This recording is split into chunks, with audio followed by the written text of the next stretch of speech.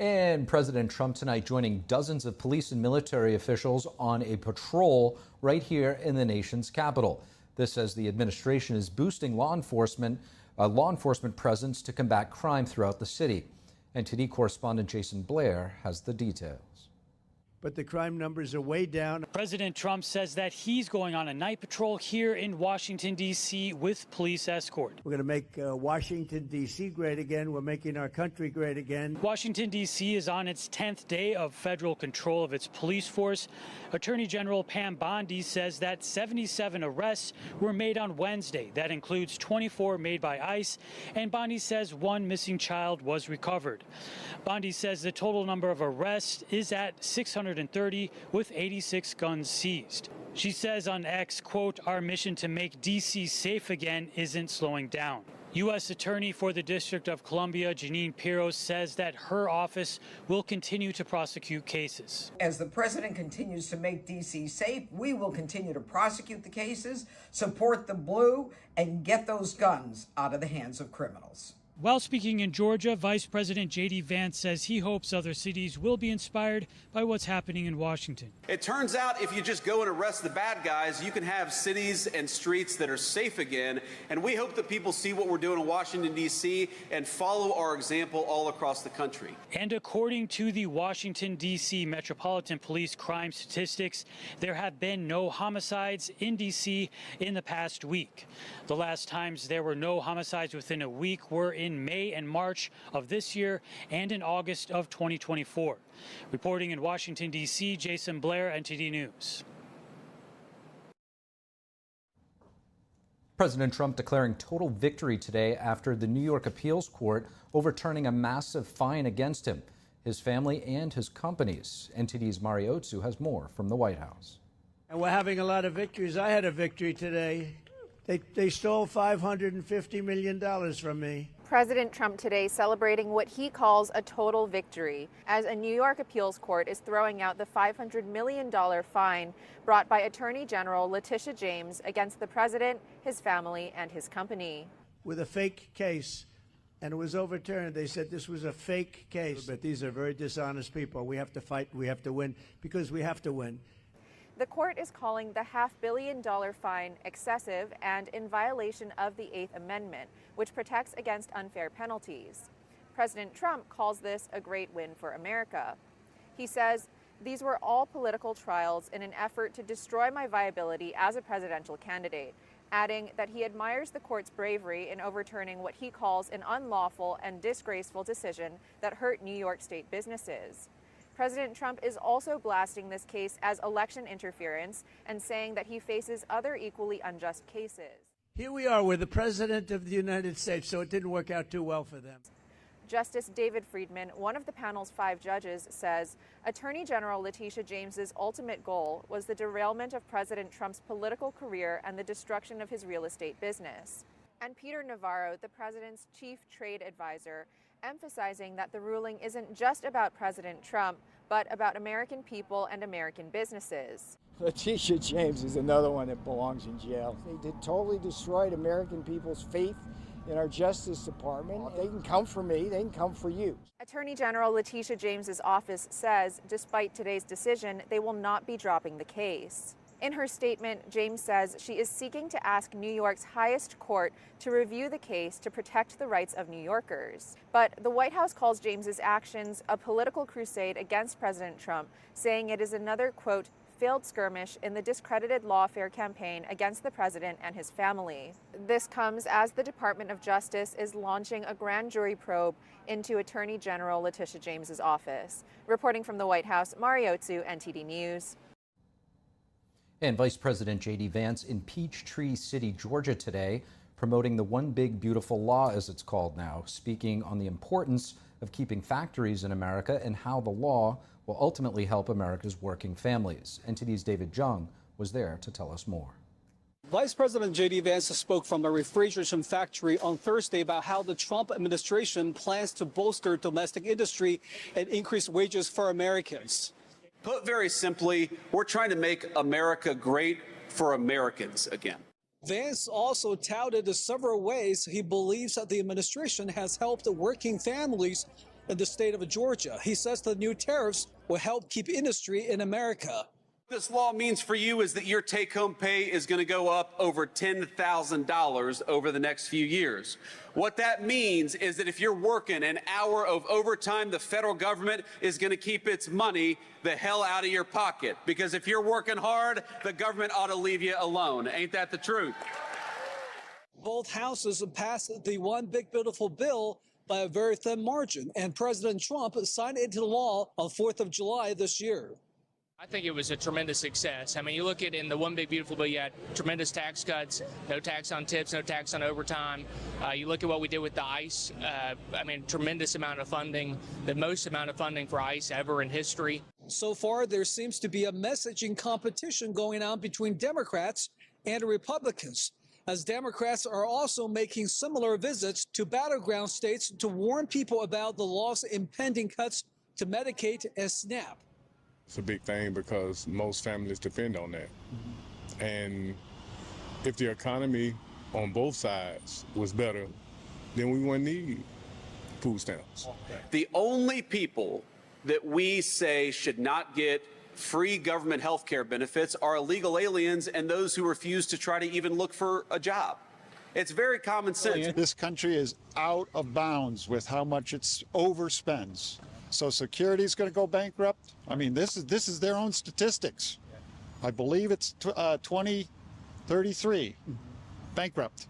Nobody's addressing that. We are going to bankrupt this country if we keep on giving the people's benefits, the people's Medicare, Medicaid, and Social Security benefits to illegal aliens who have no legal right to be in this country and never paid into the system to begin with. Many local residents do agree that bringing jobs back to America will help boost the local economy.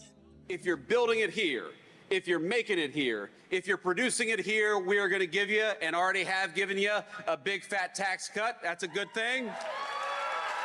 It's 89 degrees outside, a usual hot and humid summer day in Georgia. Fortunately, it's very cool and nice here inside a facility that manufactures industrial-grade refrigeration products. The event organizer told me that this is a reminder why we still need products built and made right here in the United States. Reporting from Peachtree City, David Zhang, NTD News. And with the White House touting the big, beautiful law's tax cuts, here to help us break it all down is Brittany Madni, Vice President of the Economic Policy Innovation Center. She also previously served as Senior Policy Advisor on the House Budget Committee. Brittany, it's great to have you in studio. Thanks for having me, Steve. Great to be here. It's great to have you. So we just saw here JD Vance in Peachtree City, Georgia, talking about the big, beautiful law and the tax cuts aimed at helping working class families. Let's play a clip and have a quick listen. American businesses ought to employ American workers, and we want to make it harder to employ foreigners to take those jobs from the Americans who deserve them.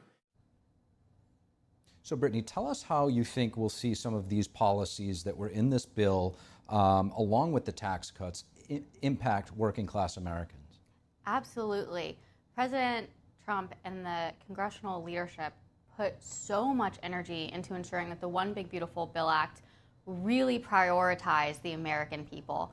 We are looking at a situation where in one massive piece of legislation, the American people were put first. This is a great win. JD Vance, we just heard the Vice President say, if you're working hard, the government ought to leave you alone. And that is certainly something that's at the forefront of the One Big Beautiful Bill Act.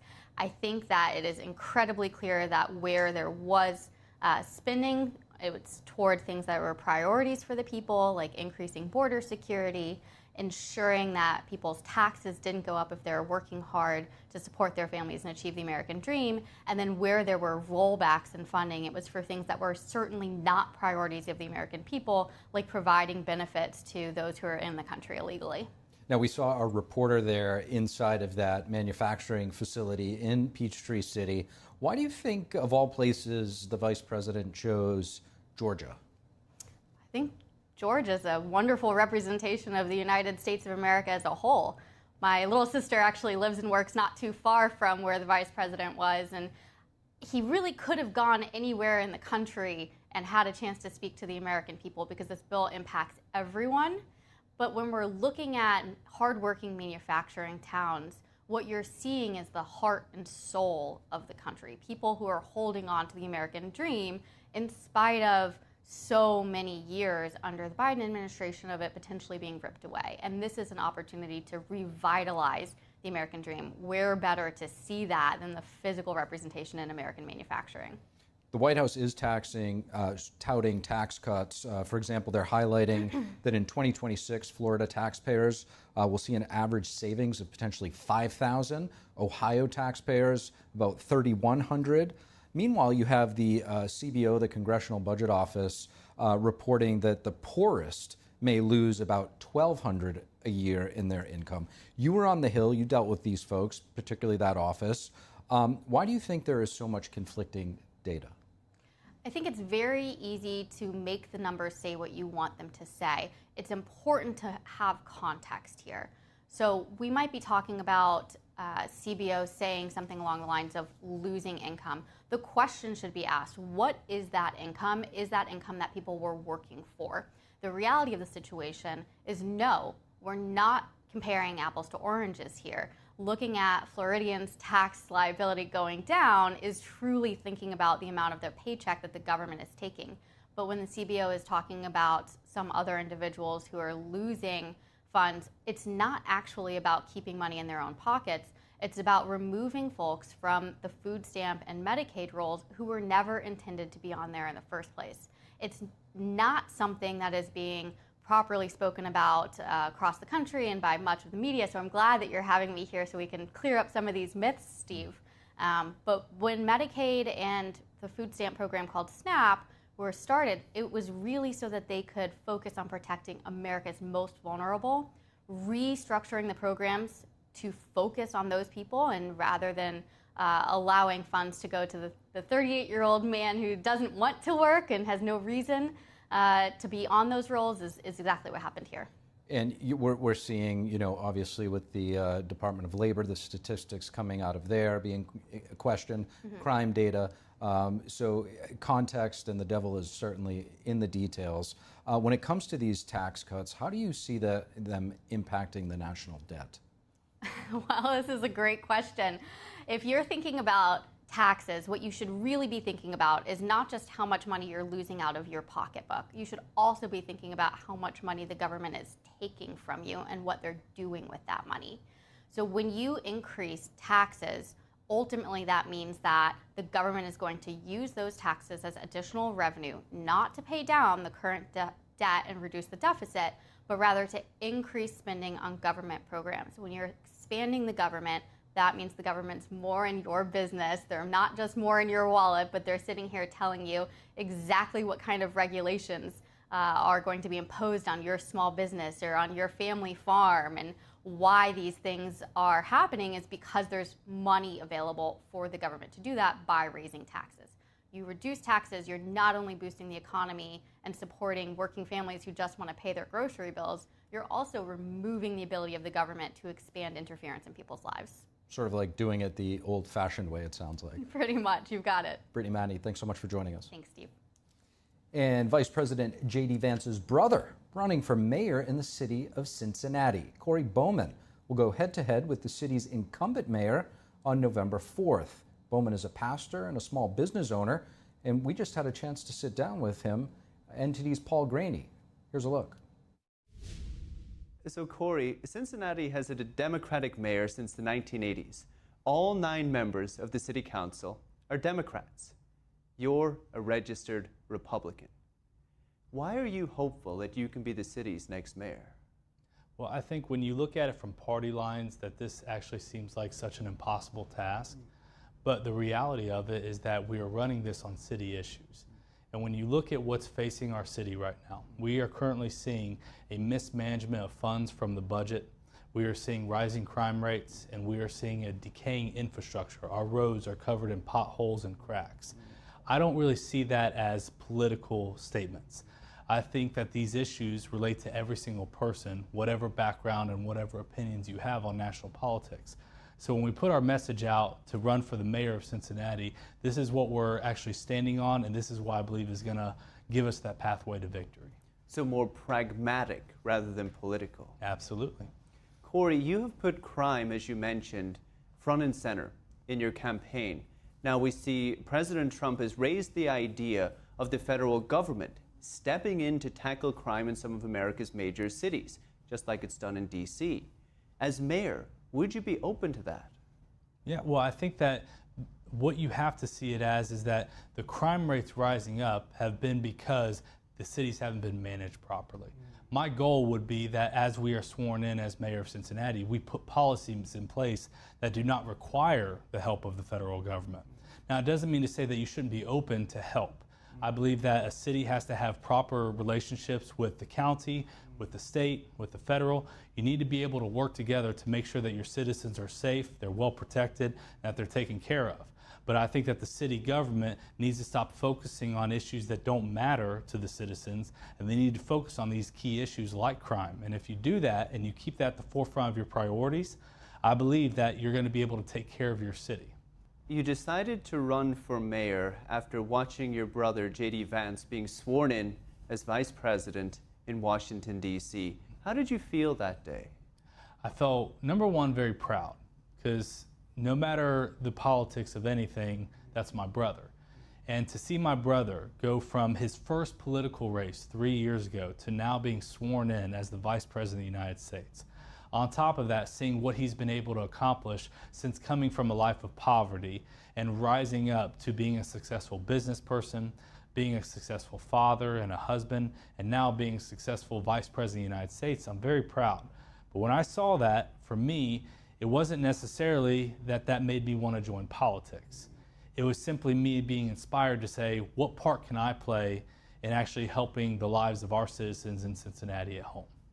So you were inspired by your brother's rise, I suppose not only his recent rise in politics, but from where he came from as a kid right up until where he is. Now he has endorsed you as well, saying you're a good guy who cares about serving your community. And you also work at the grassroots level.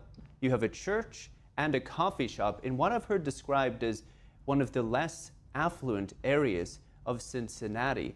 Talk to me a little bit about your grassroots experiences and how that has shaped your politics. Yeah, well, many people focus on the inauguration and the fact that JD is my brother, but me and my wife have pastored in the downtown area for 5 years.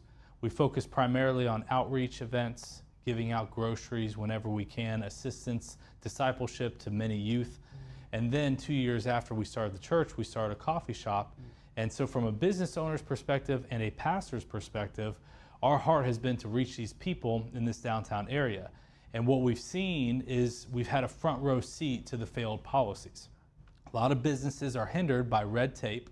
A lot of communities are forgotten about because other communities take precedence that might have more tax dollars to offer. There's many policies in place that keep people in poverty rather than helping them rise up out of that poverty. And so those are things that I felt and I saw right from what you say, the grassroots level.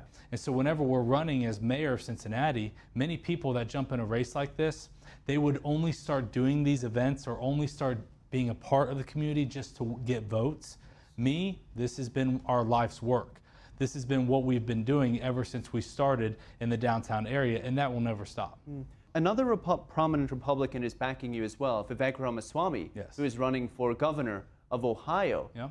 If you were to become mayor, how would you work with the governor, regardless of who it is? So what we're seeing in Cincinnati and a lot of these major cities is that they become islands of to themselves. So let's say if a major city has a mayor or a city council, but let's say the county or the state politically doesn't align with their values. Well, then they use that as an excuse to just not work with them. And they reject federal funds or federal help. They reject state funds or state help from things. And that's what's happening in Cincinnati. They become an island unto themselves, and they're not really working with the state properly. So with all the crime that's going on right now, our governor, Governor DeWine, just offered help, a package help of Ohio state patrols and other things to be able to help crack down on crime in Cincinnati. Our current mayor only took half of the package, saying, oh, we don't need all that. And in my mind, you need to accept all the help you can if you're in the position that we're in. So when it comes to Vivek, a lot of people don't know this, but Vivek is actually from Cincinnati himself. He's a St. X graduate, so his high school was in Cincinnati. And so when I talk to them about these things, I say, what amazing opportunities we would have to be able to bring industry, business, and prosperity into our city if we were able to have a strong mayor in position to be able to work hand in hand with a strong governor and to be able to bring all of this potential back to reality. Corey Bowman, thank you, sir. Hey, thank you very much.